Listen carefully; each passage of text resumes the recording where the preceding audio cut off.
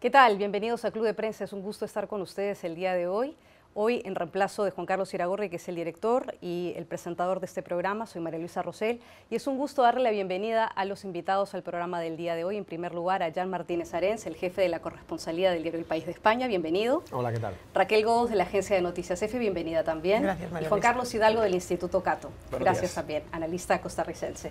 Vamos a comenzar con el tema de la Cumbre de las Américas porque inicia el día de hoy, continúa mañana. Hoy a las 6 de la tarde va a ser la ceremonia oficial de inauguración, 7 horas de Washington, va a ser en el Gran Teatro Nacional de Lima. Va a haber una cena que ofrece el presidente Martín Vizcarra a sus homólogos. 34 países están participando en esta cita regional. Y mañana comienza la sesión plenaria con el tema de la gobernanza democrática y la lucha contra la corrupción. Un tema en un país anfitrión como el Perú, que ha vivido recientemente una crisis política. El presidente Pablo Kuczynski se vio obligado a renunciar, investigado por corrupción, y tuvo que asumir su vicepresidente Martín Vizcarra. El tema de la corrupción es un tema que se extiende por toda América Latina y, por supuesto, también está la preocupación urgente de lo que ocurre en Venezuela. Me gustaría comenzar con usted, Jan, sobre qué piensa que deberían ser los resultados de esta Cumbre de las Américas. Lo ideal sería que hubiese resultados sobre lo que es el tema de la cumbre, la corrupción, ¿no? Es decir, que se diese básicamente dinero para que la Organización de Estados Americanos pueda, a través de sus mecanismos, investigar, instruir y recomendar en casos de corrupción interamericana. Esto es muy difícil, pero eso sería lo deseable. Yo creo que va a ser una cumbre, como todas las cumbres, donde va a haber muchos gestos, muchas palabras, y donde va a quedar definida sobre todo por las ausencias.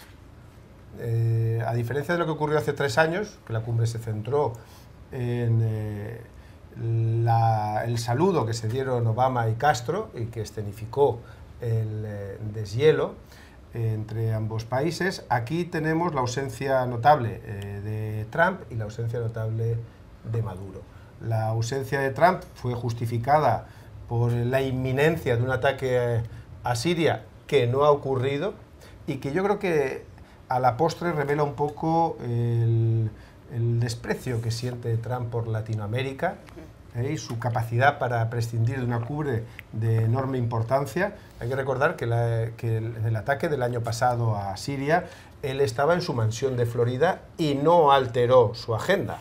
Permaneció ahí, tuvo cena con el presidente chino y nada cambió.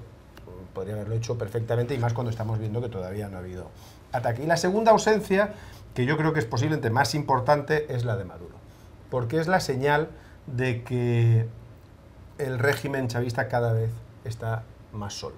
Y aunque es verdad que va a ser muy difícil que pueda haber una declaración conjunta, sí que se espera que haya declaraciones de países importantes del área americana señalando al régimen de Maduro por sus prácticas poco democráticas. Y luego, yo creo que ya también tiene un pequeño momento de gloria Raúl Castro.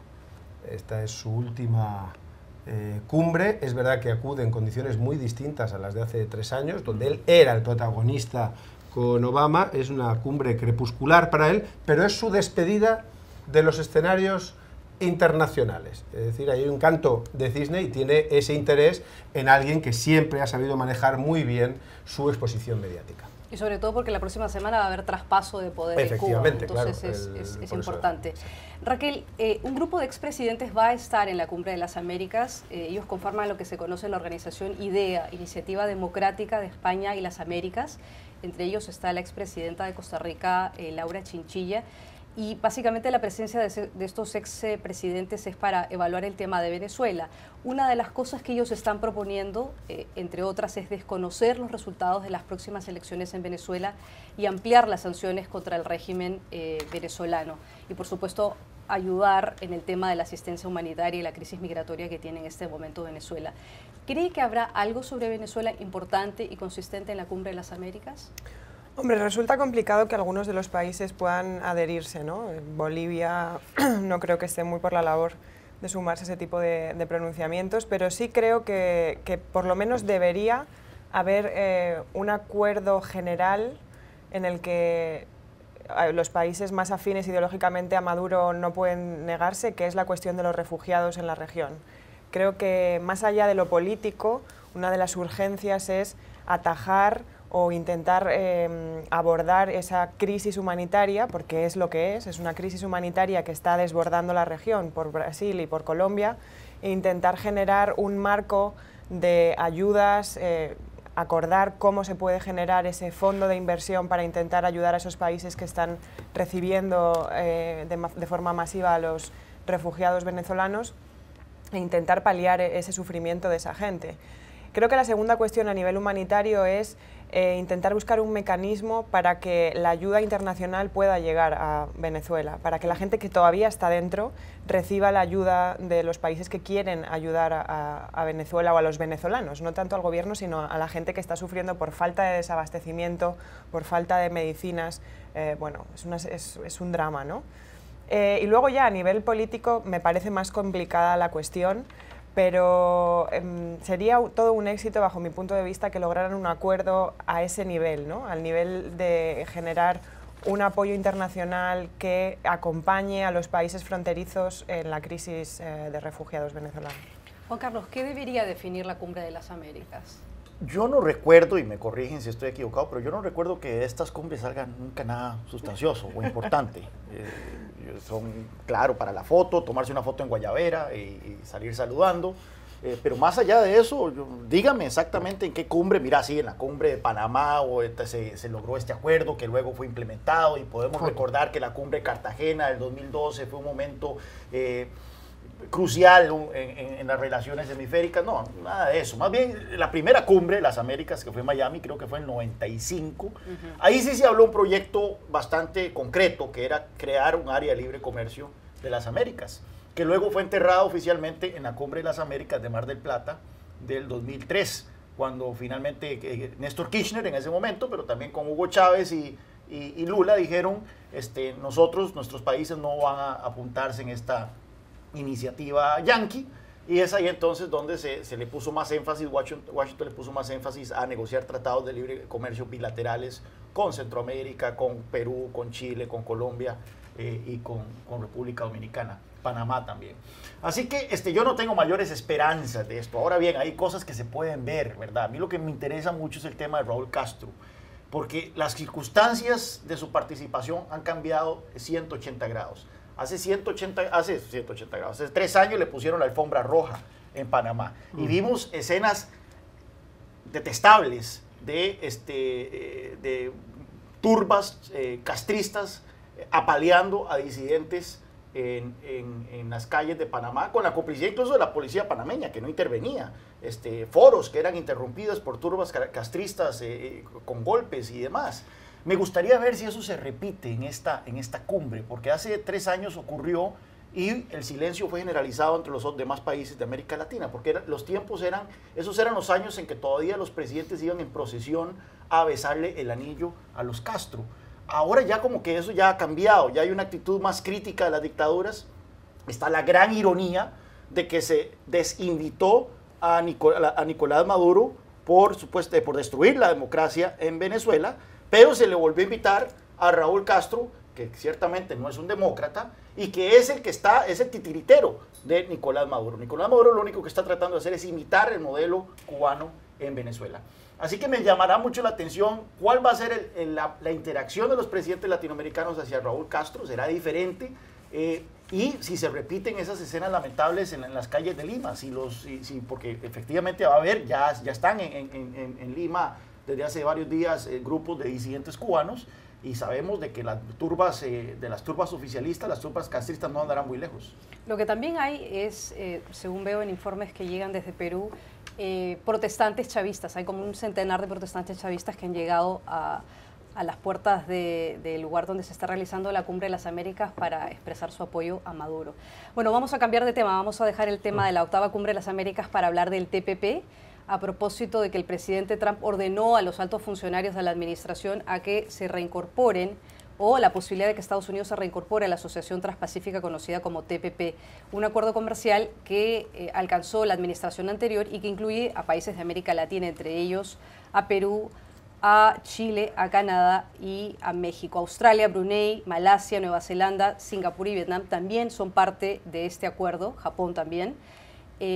¿Por qué el cambio, por qué el giro? Se supone que la idea de hacer este TPP era para contrarrestar la influencia de China en la cuenca del Pacífico, y ahora, después de que el presidente había decidido sacar a los Estados Unidos del TPP, decide decirle a sus funcionarios, bueno, veamos la posibilidad de reingresar al TPP. ¿Cómo se interpreta esto, Irán? Bueno, Estados Unidos ha empezado una guerra comercial con China, la guerra comercial va a ir a más, ya ha respondido China, y Estados Unidos en las próximas semanas veremos nuevos aranceles y nuevos ataques. Eso va a generar una desestabilización económica justo en la cuenca del Pacífico, y lo que están intentando es volver a ese acuerdo donde estaba excluido China, donde además las reglas son más estrictas muchas veces que los propios acuerdos bilaterales que tiene Estados Unidos, y luego donde, por lo que se ve, el acuerdo con Canadá y México del Tratado de Libre Comercio de América del Norte está ya por buen camino, con lo cual se puede dar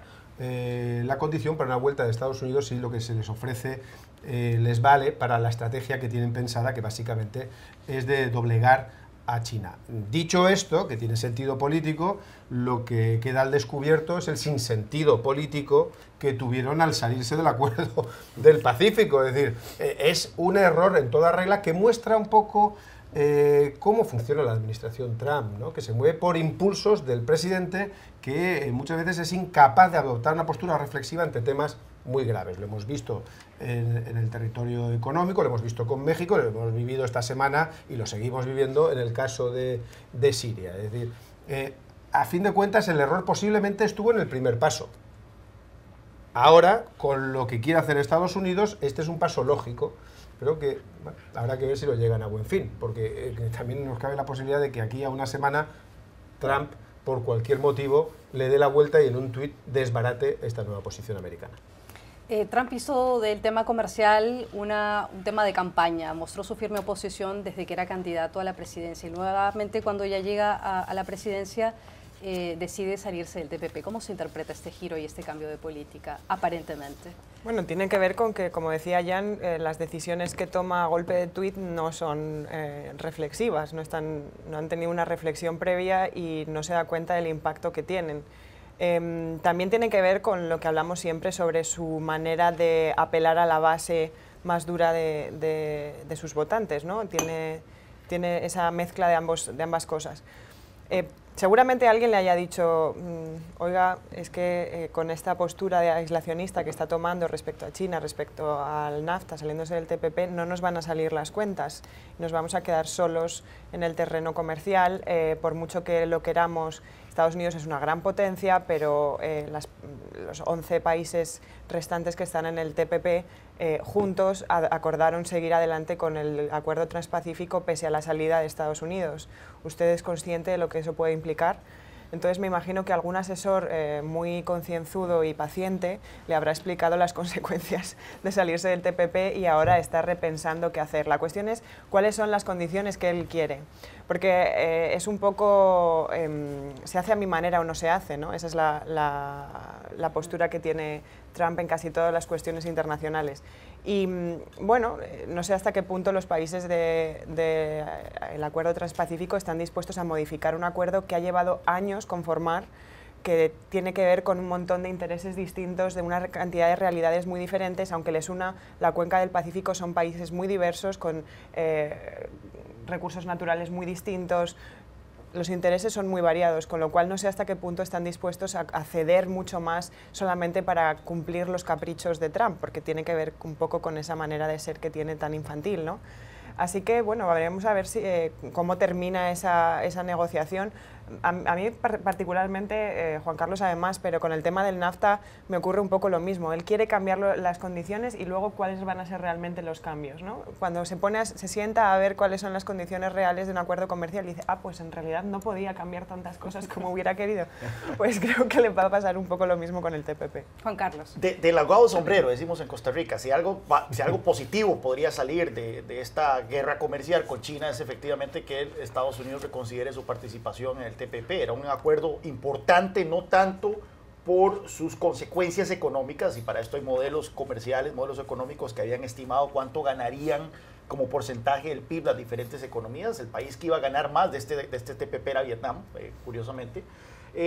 Pero sin duda alguna por el mensaje que se mandaba a futuro, primero que el mensaje que mandó la administración Trump saliéndose diciendo que Estados Unidos se retira, se empieza a retirarse del comercio internacional, y también el propósito del TPP. El TPP no era tanto un acuerdo comercial que buscaba liberalizar el comercio, puesto que ya había bastante liberalización incluida, o sea, ya Estados Unidos tenía acuerdos comerciales bilaterales con Chile, con NAFTA, con Canadá, con Perú, con Brunei, sí se abría el mercado agrícola japonés, importante, ¿verdad? Y tal vez ahí eso es una de las razones por las cuales ahora Trump está reconsiderando esto, puesto que uno de los sectores más afectados de una guerra comercial con China sería el sector agrícola.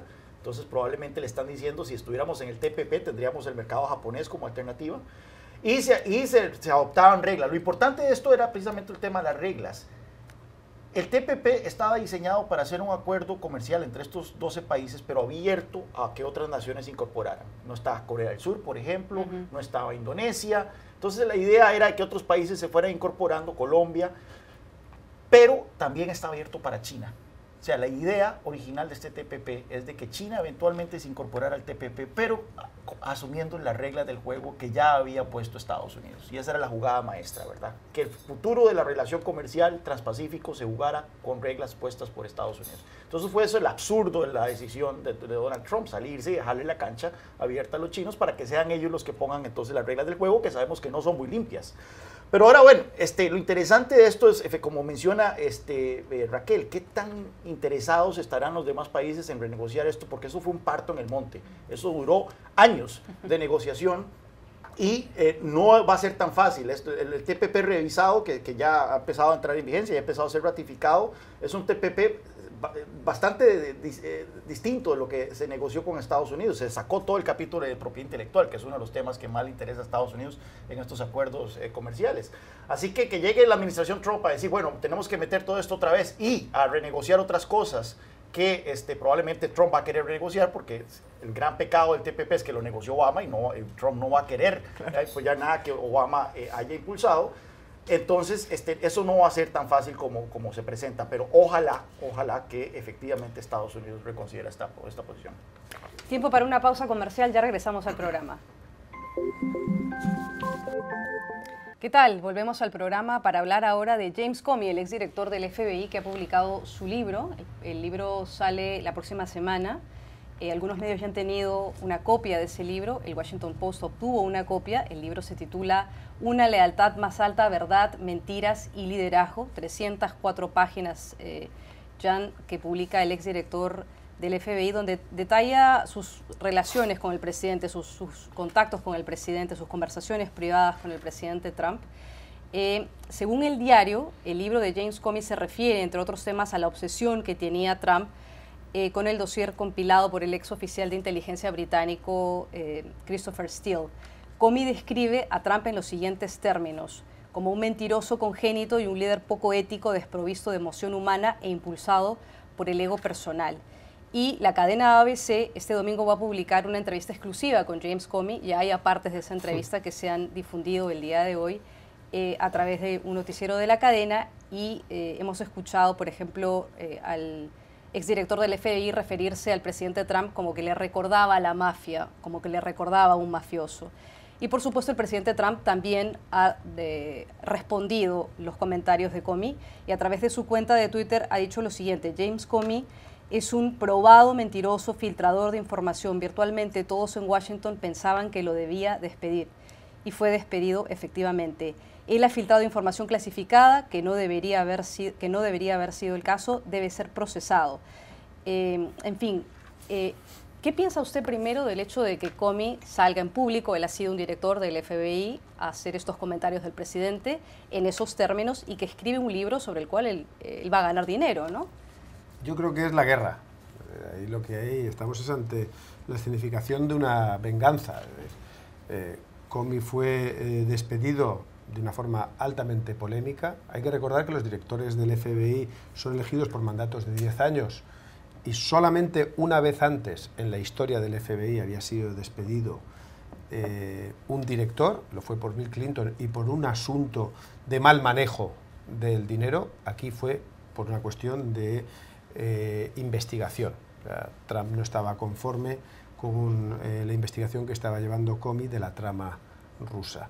Y desde ahí hemos visto un enconamiento entre los dos personajes que ha desembocado en este libro, que es, pues, lo que he dicho, una declaración de guerra absoluta. Es decir, no hay nuevas revelaciones, esto es importante, sobre el aspecto legal de la investigación del fiscal especial, de la trama rusa. En eso, Comey, que es un buen abogado, se atiene exactamente a lo que dijo ante el Comité de Inteligencia del Senado para evitar caer en contradicción y que los abogados de Trump puedan invalidar el testimonio en el Senado o su testimonio como prueba, porque es una de las principales pruebas que tiene el fiscal especial para acusar de obstrucción a la justicia al presidente de Estados Unidos. Esa parte apenas la toca, es decir, ahí los lectores yo creo que no van a encontrar ninguna sorpresa, pero todo lo demás es tremendo, es decir, lo compara con un jefe mafioso directamente. Es decir, hay que recordar que Comey fue un fiscal antimafia, fue uno de los que hizo caer a John Gotti en Nueva York, que es un gran agente del FBI, no es un cualquiera. Y dice que le recuerda a los boss de la mafia, directamente el presidente de Estados Unidos. Además lo hace con un lenguaje muy florido. Comey escribe bien, es o tiene a alguien que le ayuda a escribir bien, pero igual que la declaración en el Congreso, atina con frases muy descriptivas. Y luego está esa puñalada tremenda que es el recordatorio de la noche de las prostitutas en la suite presidencial del Hotel Ritz-Carlton de Moscú de 2013, donde, bueno, que ha sido recogida por el informe Steele, que es un informe puesto en duda por todo el mundo, pero que no muere, y que en la conversación que tiene Comey cuando es director del FBI y le informa de la existencia de ese informe a Trump, recuerda cuáles son las reacciones de Trump, dando pábulo precisamente a lo que está diciendo ese informe, que es en cualquier caso radiactivo para el presidente de Estados Unidos. Hemos vivido la reacción de Trump, que es una reacción como siempre desmesurada, pero dentro de los tonos, de los vatios que utiliza Trump, superior a lo normal. Le ha llamado bola de baba mentirosa, le ha acusado de perjurio, le ha dicho débil, desastre, que fue un honor despedirle. No sé, en 2 tweets no le cabían realmente más insultos. La verdad que hay una arquitectura del insulto complicada en esos dos tweets, los 480 caracteres. Que no le eran suficientes. Son dignos de estudio filológico, pero ahí lo que estamos viviendo en cualquier caso, visto por un observador ajeno a las polémicas, es, ya que no hay novedades en el aspecto legal de la trama rusa, en el aspecto que puede llevar al impeachment del presidente de Estados Unidos, estamos viviendo una depauperación de las instituciones nucleares de Estados Unidos. Es decir, la Casa Blanca y el FBI están en una batalla que este país no se merece, y por la potencia que tiene este país, que no se merece la comunidad internacional. Esto es una vergüenza. Y es una vergüenza que posiblemente ha sido provocada por Trump, que es capaz de desatar lo peor que tienen las personas dentro, y lo estamos viviendo. Y lo deseable sería que capítulos como este pues no ocurriesen, y que yo creo que sí que un director del FBI puede publicar sus memorias, pero uno advierte en esas memorias que hay algo más que la idea de describir una realidad. Hay una venganza, y en las palabras del presidente habita la desmesura que habita el propio personaje, ¿no?, de Donald Trump, y que ya es conocida por todos. Raquel, ¿usted cree que se politiza el debate de la investigación en sí? Como apunta muy bien Jan, probablemente el libro no aporte nada nuevo, pero hay una investigación en curso que está llevando el fiscal especial Robert Mueller sobre las vinculaciones o posibles vinculaciones entre el círculo de Trump con los rusos durante la campaña presidencial o antes de la campaña presidencial. ¿Se politiza el debate por causa de esta entrevista que ha dado Comey, por el libro, por toda la controversia que esto genera? Yo creo que el primero que lo politiza todo es Trump, porque como presidente de Estados Unidos, y se lo han dicho incluso senadores republicanos del ala más extrema, como Goldie, compórtate como si fueras inocente, ¿no? Es decir, deja que la investigación tome su curso, además bajas el nivel de mediatización de la situación, te expones menos, pero no, el que la está politizando es Trump. Y lo que hace Comey con este libro es, evidentemente, como dice Jan, contraatacar, y también por una cuestión muy sencilla, y es que Trump tiene el mayor altavoz del mundo todos los días de su vida. Todos los días de su vida, a través de Twitter, el señor dice cualquier cosa y todos los medios de comunicación lo reproducen. Comey no.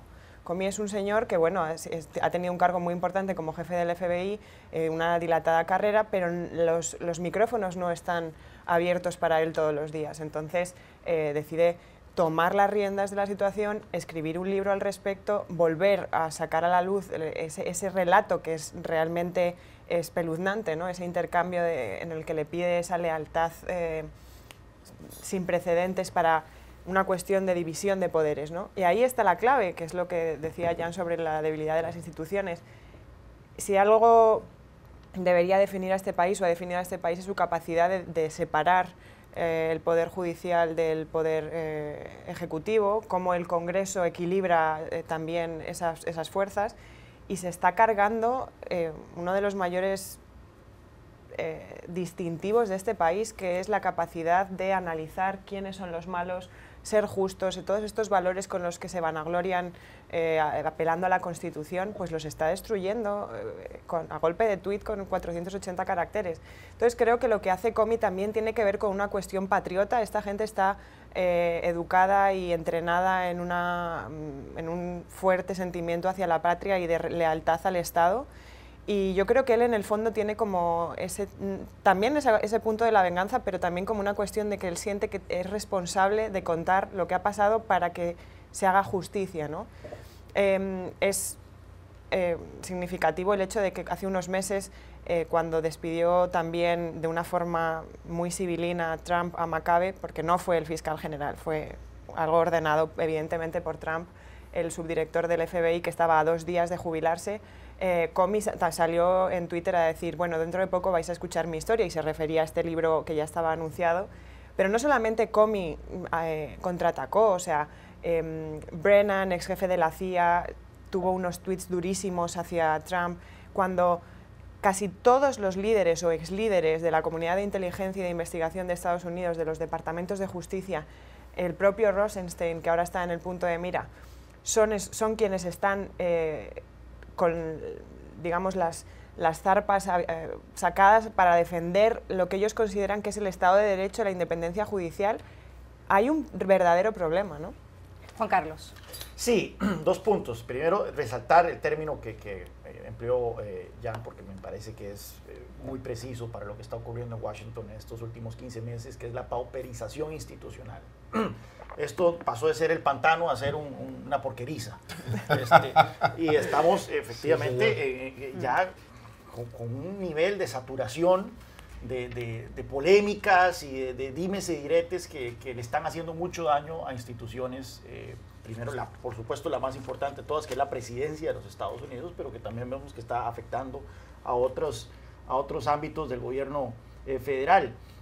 Aquí la pregunta es qué motiva a James Comey a publicar este libro, porque como bien lo señala Jan, ¿verdad? Es una cuestión de su deber patriótico de denunciar a un presidente altamente con todas estas patologías, ¿verdad? Que lo hemos visto, y poner a la luz cosas que todavía no se podrán saber del carácter del presidente de Estados Unidos, o una revancha personal. Y bueno, veremos ya cuando salga el libro y podamos tener acceso a todo el material, ver cuál de los dos es más, pero parece por lo que ha trascendido por el momento en los medios de comunicación, que hay un alto componente de vendetta personal contra Trump, y eso también le podría restar potencia, porque al final de cuentas se presta para el juego de esta porqueriza en la que nos encontramos. Raquel, quiero hablar ahora de Mike Pompeo, que ha sido nominado para reemplazar a Rex Tillerson en la Secretaría de Estado. Rex Tillerson, como recordamos, fue despedido intempestivamente por el presidente Trump, y ayer tuvo su audiencia de confirmación en el Comité de Relaciones Exteriores del Senado. Fueron 5 horas. Pompeo tiene una hoja de vida impresionante, es impecable. Se graduó en Harvard con honores, sirvió en las Fuerzas Armadas, ha sido congresista y ahora es actualmente director de la CIA. El New York Times trae un artículo el día de hoy donde recoge partes del testimonio de Pompeo, en donde él, entre otras cosas, dice que esperaba una solución diplomática a la crisis nuclear con Corea del Norte, que creía en el acuerdo nuclear de Irán, que todavía podía salvarse, que no pensaba o que no estaba de acuerdo con la afirmación del presidente de que las relaciones deficientes con Rusia por las que atraviesa Estados Unidos en este momento hayan sido causadas por las investigaciones del fiscal especial Mueller, y prometió defender los derechos humanos de los homosexuales en todo el mundo. Es como si Pompeo haya dicho voy a hacer todo lo contrario de lo que todo el mundo pensaba que iba a hacer. ¿Cómo ve usted esto? Yo creo que le poseyó un agente externo ayer. Básicamente respondió, como comentas, de una forma totalmente inesperada a lo que él supone. Incluso, bueno, es concebido como un halcón, ¿no? Como una persona que prefiere solucionar las cuestiones de manera más belicosa que con la diplomacia, y lo primero que dijo fue, no, yo voy a priorizar la diplomacia a la guerra, yo no quiero enviar a los jóvenes de este país a morir. E incluso utilizó una frase abiertamente apelativa a ese adjetivo y dijo, ustedes han podido leer historias que hablan de mí como un halcón, pero no lo soy. Entonces, dime de qué presumes y te diré de qué careces, ¿no? Parece ser que va a ser un poco más razonable. Yo creo que Trump está intentando rodearse de gente que se parezca mucho más a su línea ideológica. Pompeo evidentemente es del ala más dura del Partido Republicano, es una persona muy de derecha. Ha criticado profundamente a los homosexuales durante un montón de tiempo. Puede que dijera que iba a defender los derechos de los homosexuales alrededor del mundo, pero fue preguntado por si todavía estaba en desacuerdo de que los gays podían acceder a un matrimonio legal, y dijo, sí, todavía estoy en desacuerdo con eso. O sea, no creen que las personas del mismo sexo se puedan casar. Bueno, yo creo que simplemente, como un congresista experimentado, lo que hizo fue decirle a los senadores lo que querían escuchar, básicamente. Entonces, probablemente será confirmado como es de esperar y llegará a la Secretaría de Estado. Sobre América Latina mencionó brevemente a Cuba, porque fue interpelado por ello, y dijo que iba a fortalecer o construir el equipo diplomático, que ahora mismo en Cuba es raquítico después de los supuestos ataques acústicos, pero no mencionó a la región más allá. No fue interpelado por Venezuela, lo cual me sorprendió bastante, y América Latina solamente la mencionó suavemente cuando dijo que Rusia también tenía intereses allí y estaba influyendo en la región. Vamos a ver cómo evoluciona, pero yo creo que es un personaje al que Trump ha colocado ahí porque sabe que va a ser menos irreverente con él, menos infiel, hablando de fidelidad, de la fidelidad que hablaba Comey, y además que sabe que tiene mano dura, tiene un pasado militar, y a Trump también le gustan este tipo de personajes alrededor.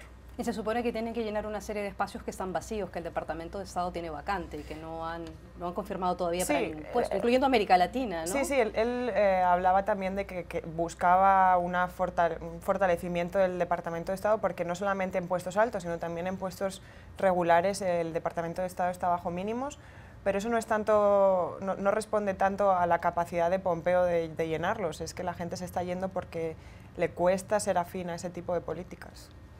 Juan Carlos. No, ese es el punto yo creo que más preocupa en Washington, que es la falta de personal y la salida de personal crítico en el Departamento de Estado y alrededor de las diferentes delegaciones alrededor del mundo, porque al final de cuentas afecta directamente la capacidad no solo de elaboración de políticas, sino también de la ejecución. Por ejemplo, en el tema de Corea del Norte, no hay un subsecretario de Asuntos Asiáticos todavía designado, no hay un embajador en Corea del Sur. En América Latina no hay un subsecretario de Asuntos Hemisféricos Occidentales. La embajadora de México, Roberta Jacobson, acaba de renunciar. Entonces, así se repite alrededor del mundo, y eso es uno de los temas que más preocupación ha generado. Bueno, y entonces, como bien señala Raquel, Pompeo ayer dijo las cosas que los congresistas querían oír en ese sentido, y en el tema del acuerdo con Irán, porque ahí es donde hay mayor preocupación en este momento también. ¿Cuál es el futuro de ese acuerdo? El único que es honesto del lado de los republicanos sobre qué ocurriría si se deshace el acuerdo con Irak es irónicamente Bolton, el asesor de seguridad nacional, cuando él dice abiertamente y cándidamente hay que bombardear Irán y hay que impulsar un cambio de régimen en Irán. El resto de la gente habla de deshacerse del acuerdo de Irán, pero nunca sigue la discusión sobre qué ocurriría después. Ayer Pompeo dijo que se piensa en una renegociación nada más, pero que él no tiene interés en deshacerse de acuerdo. Veremos, yo lo dudo. Tiempo para una pausa comercial, ya volvemos después. Volvemos a Club de Prensa para hablar del tema favorito del conductor y director de este programa, Juan Carlos Iragorri, tema futbolístico. A propósito de una noticia que publica el Financial Times, y es que el banco japonés SoftBank, que es parte de un consorcio internacional, está detrás de un plan de 25.000 millones de dólares para crear torneos de fútbol mundial para la FIFA, que es la que rige el fútbol a nivel mundial. El grupo incluye inversionistas de China, Arabia Saudita, Estados Unidos y los Emiratos Árabes Unidos. La identidad de los inversores no se conoce. Esta noticia ocurre justo cuando la FIFA está buscando tener un poco más de claridad sobre su financiamiento en el futuro, en el largo plazo, y ha sido sacudida por varios escándalos de corrupción. El SoftBank, liderado por su presidente, un japonés llamado Masayoshi Son, ha estado impulsando rápidamente inversiones en varias otras áreas de otras industrias tecnológicas, servicios financieros, energía renovable, pero ahora le está poniendo los ojos al fútbol, a la FIFA. ¿Qué significa, Juan Carlos, que un banco japonés con un grupo de inversionistas cuyas identidades no conozcamos quiera ahora participar en el fútbol mundial, en la Copa, y cómo afecta eso a la Copa Mundial? Bueno, aquí el problema es cuando entran los intereses deportivos y los intereses financieros, que no necesariamente se ven unos a otros. O sea, los equipos europeos no necesariamente son muy aficionados a estos torneos globales. Este invento que se hicieron del Mundial de Clubes no ha sido particularmente bien visto por los equipos europeos, porque se celebra en diciembre, cuando están las competencias europeas en lo más intenso, y entonces los equipos tienen que trasladarse para peores a Japón o a Qatar, que es donde se celebran estos torneos, y eso no gusta. Vemos también ahora la decisión de celebrar la Copa Mundial en Qatar en diciembre, porque no se puede realizar obviamente en el verano por el calor. Y en diciembre es cuando las ligas europeas también están en lo mejor. Entonces, habrá que ver cómo sacan esto, porque la idea entonces es hacer un mundial de clubes, 24 equipos, no solo los europeos, que ya tienen la Liga de Campeones, sino también probablemente traer equipos de CONCACAF, traer equipos de Sudamérica, de Asia y demás, a que compitan en un mundial probablemente pero entonces la pregunta es ¿cuándo se realizaría este mundial? Si se realiza en el verano, eso destruye los calendarios de los equipos de fútbol. Los jugadores necesitan descanso en los veranos. Aparte de eso están el Mundial de Naciones, están los torneos regionales, por ejemplo está la Copa Centenario, la Copa Confederaciones, está la Eurocopa. ¿Cuándo se realizaría este Mundial de Clubes? ¿Cuándo tendrían los equipos pretemporada? En fin, yo creo que se está cargando mucho esto. Yo soy muy conservador en este tema de cosas. Soy como los gatos, no me gusta el cambio. ¿Qué le parece la iniciativa, Jan? Pues sabéis, yo coincido con Juan bastante, ¿no? Es decir, es muy de pizarra, ¿no? Alguien teóricamente ha visto que hay negocio, que lo hay, y dice, bueno, si aportamos una inversión de 25.000 millones de dólares, que no es poco, podemos sacar más negocio. Pero tiene problemas, es decir, eso supone más competición, más desgaste y por lo tanto también más gasto por parte de los clubes, aparte de los problemas de ajuste de calendario. Y lo que yo echo en falta en la propuesta es dónde está el deporte. Es decir, ¿va a mejorar el fútbol? ¿Vamos a ver mejor fútbol? ¿O esto simplemente es para hacer dinero? Lo que estamos haciendo es aguar el vino. Bueno, y luego va a haber una resistencia clara de los clubes que tienen ahora mismo focalizados sus esfuerzos en las competiciones, en las altas competiciones europeas. Es decir, esto tiene que nacer como algo más poderoso que las competiciones que tenemos o que hay en Europa para que pueda prosperar. Si no, lo que estaríamos es creando un constructo, una superestructura, simplemente con un final recaudatorio que lo percibe inmediatamente el espectador. Que no nos engañemos, estas cosas, el fútbol funciona cuando hay buen fútbol, cuando no hay buen fútbol no funciona. Entonces, muy bien posiblemente la idea desde el plano teórico, esto es una operación que tiene todos los visos de poder funcionar como negocio, pero a mí, que lo que voy a hacer es sentarme a ver los partidos, lo que quiero es deporte, no negocio. Yo no soy el que paga, yo soy el que ve, y eso no lo he visto claro aquí. Tiempo para una pausa comercial, ya regresamos. ¿Qué tal? Volvemos al programa para la última sección, la más esperada de los viernes, que es la mala semana. Así que les preguntamos a nuestros invitados, ¿quién tuvo una muy mala semana, Jan?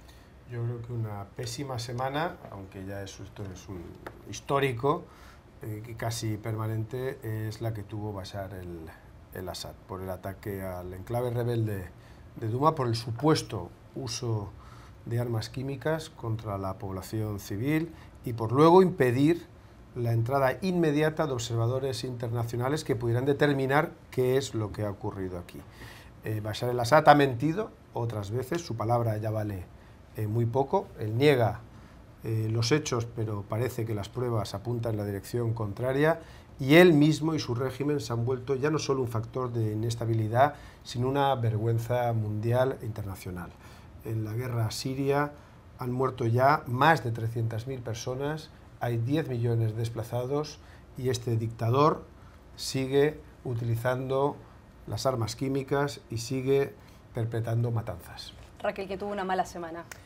Pablo Casado, que es un diputado y vicesecretario de Comunicación del Partido Popular, el gobernante en España, y bueno, se ha visto salpicado por un escándalo sobre falsificación de maestrías, de másteres, que decimos allá. Y bueno, él en su currículum, en las investigaciones por la falsificación o no conclusión de una maestría de la actual presidenta de la Comunidad de Madrid, salió a la palestra a tratar de defenderla y le salió el tiro por la culata. Y después pues, los periodistas han seguido investigando y se ha descubierto de que, por ejemplo, en su currículum aparecía un curso de 4 días con la Universidad de Harvard, pero ejecutado en Aravaca, a las afueras de Madrid, y él lo planteaba como un posgrado en Massachusetts. Así que, bueno, creo que la sociedad española está un poco cansada de este tipo de manejos, de maquillajes sobre la educación de los altos cargos públicos y sobre todo cuando a los jóvenes se les acusa de titulitis, que es como, ¿para qué estudias tanto, no? Juan Carlos, la mala semana, 30 segundos. Rafael Correa, el expresidente ecuatoriano, la Contraloría de Ecuador determinó que hay causa penal en el manejo que Correa y su gobierno hizo de la deuda ecuatoriana a partir del 2012. Ahora queda la Fiscalía determinar si lo procesa. Pero bueno, Rafael Correa de repente está viendo que se le están cerrando los cercos en Ecuador. Él pensó que había dejado un país donde iba a estar protegido, debe ser visto en este tipo de causas. Vemos que no. Y quién quita que Rafael Correa se una al selecto club de expresidentes latinoamericanos que están en la cárcel en un futuro cercano. Se nos acabó el tiempo y es tiempo para despedir el programa. Les agradecemos a nuestros invitados el día de hoy, Jaime Martínez Arens del diario El País de España, Raquel Godos de la agencia EFE y Juan Carlos Hidalgo del Instituto Cato. A ustedes, gracias por su sintonía. Nos vemos en otra oportunidad. Que tengan un buen día.